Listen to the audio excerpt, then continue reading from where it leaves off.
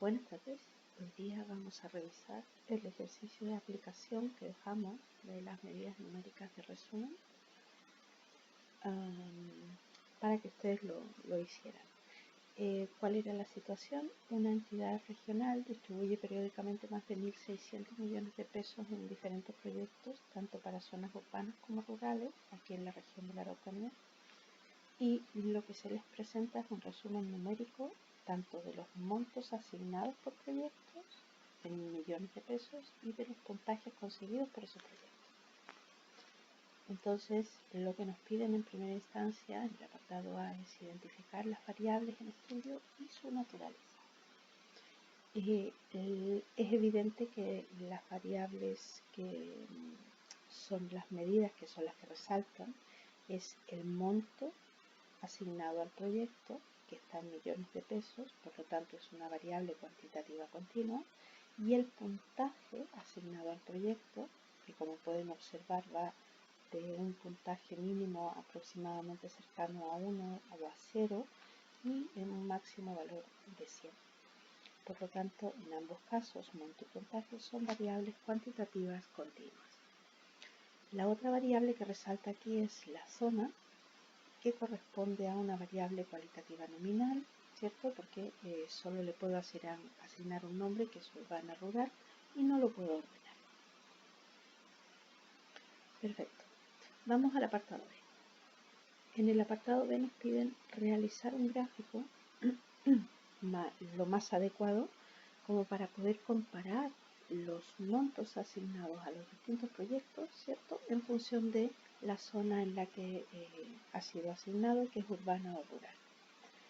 Y nos especifican claramente que el análisis descriptivo debe ser comparativo y debe contener al menos, ¿cierto?, el estudio del centro de la distribución, la dispersión y la forma.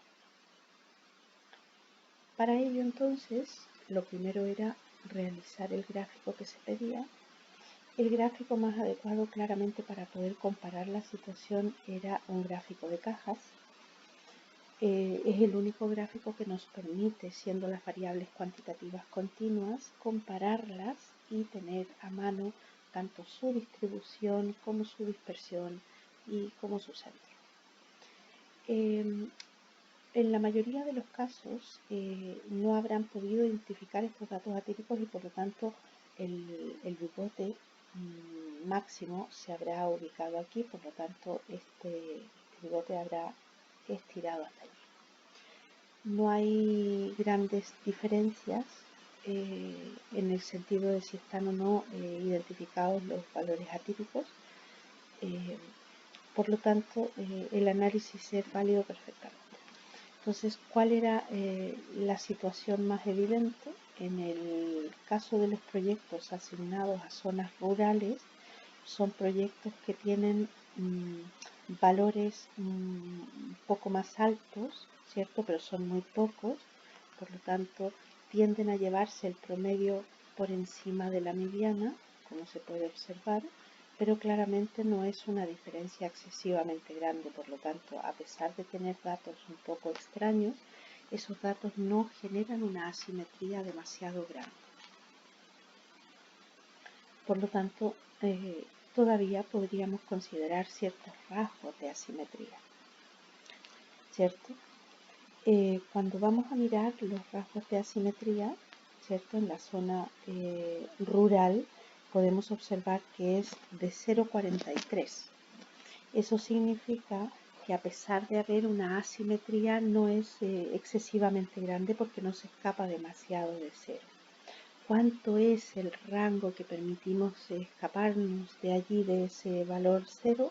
Bueno, más o menos 1, 1,5 suele ser un valor todavía aceptable para considerar que la asimetría no es lo suficientemente grave. Y lo otro que nos lo indica es la cercanía entre la media y la mediana. ¿De acuerdo?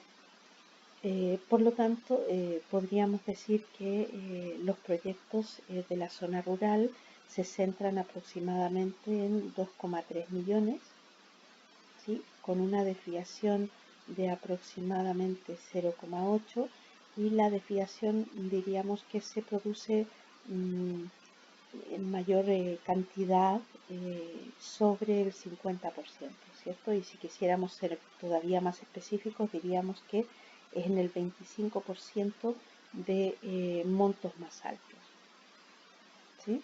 Es decir, es allí donde se produce la mayor dispersión. Por otro lado, tenemos identificado el centro, la dispersión. Vamos a ver la forma. Claramente la forma, decíamos antes, es una forma levemente asimétrica, es decir, tiene una forma en que se tienden a concentrar los montos en torno a aproximadamente 3 millones, hasta 3 millones, y de allí hacia arriba tenemos un 25% de proyectos que son los que tienen los montos más altos, pero con una dispersión también alta. Por lo tanto, la forma evidentemente tiene rasgos de asimetría, una asimetría positiva, pero no son tan graves. Respecto de los proyectos asignados a la zona urbana, evidentemente en términos comparativos se observa una simetría bastante clara. Es decir, a pesar de tener un rango de variación más o menos parecido, la distribución es mucho más simétrica, ¿sí? A pesar de, insisto, hay una dispersión bastante más amplia, ¿sí?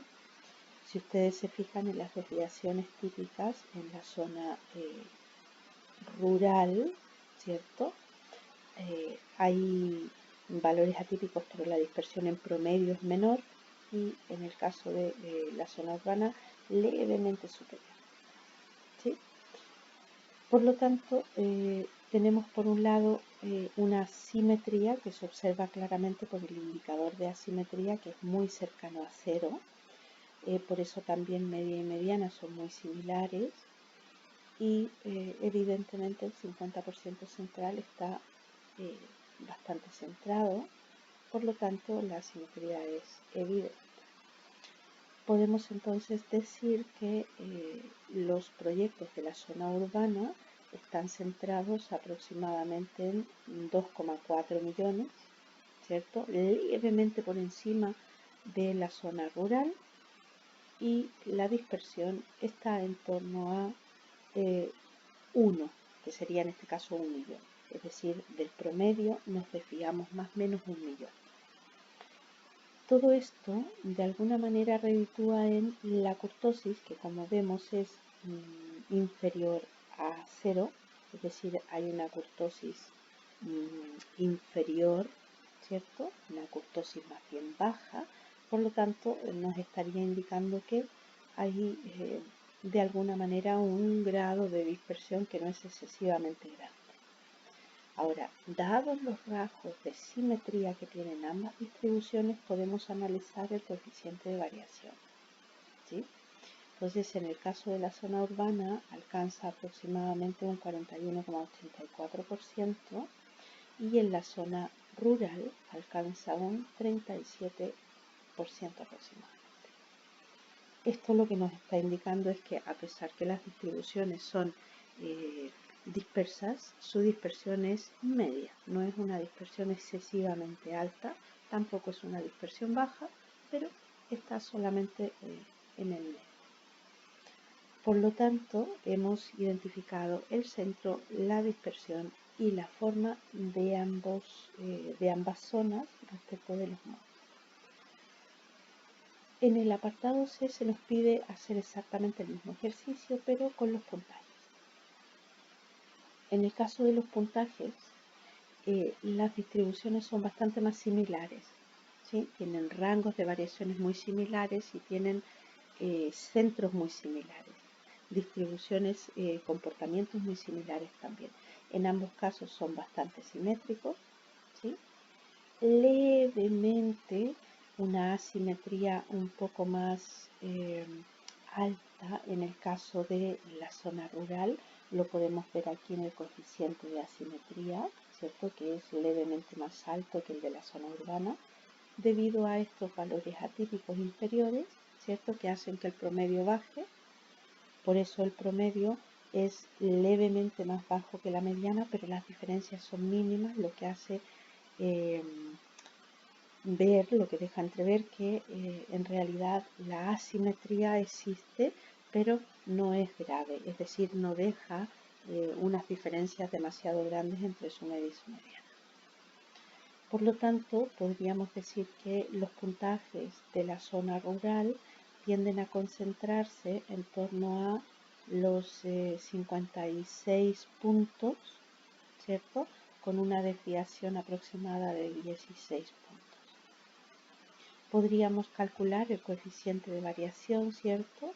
Dado los rasgos de asimetría, lo que nos dejaría aproximadamente una dispersión de un 29% aproximadamente, ¿sí? Es decir, estamos con distribuciones que son bastante simétricas y con dispersiones más bien bajas, ¿sí? En ambos casos. En el caso de la zona urbana, diríamos que se tienden a centrar en torno a los 56 o 57 puntos y su dispersión tiende a estar en torno a los 18 o 19 puntos, más o menos en torno a su media. ¿De acuerdo? Por lo tanto, la dispersión más o menos, si la calculamos, estamos hablando de aproximadamente un 33-34%. Es decir, todavía estamos en torno a distribuciones que tienen una dispersión media a media baja. ¿De acuerdo? Los indicadores de asimetría confirman los rasgos de simetría claros y las kurtosis manifiestan kurtosis más bien cercanas a cero, es decir, con distribuciones más o menos normales. ¿Sí? Ese era el análisis que se esperaba más o menos de los puntajes de los distintos proyectos. Ahora, si pusiéramos en común más o menos los distintos análisis que hemos hecho, tanto de los montos como de los puntajes, podríamos decir que claramente la zona no es una variable que condicione los resultados de los proyectos, dado que no hay grandes diferencias, ¿verdad? Hemos visto en los montos leves diferencias, nada que vaya a exagerar, ¿verdad?, las diferencias entre la zona urbana y rural, y lo mismo nos pasa con los puntajes. Por lo tanto, la conclusión más evidente es que la variable zona no genera diferencias y por lo tanto no tiene ningún efecto sobre el puntaje asignado a los proyectos ni tampoco sobre el monto asignado a los proyectos.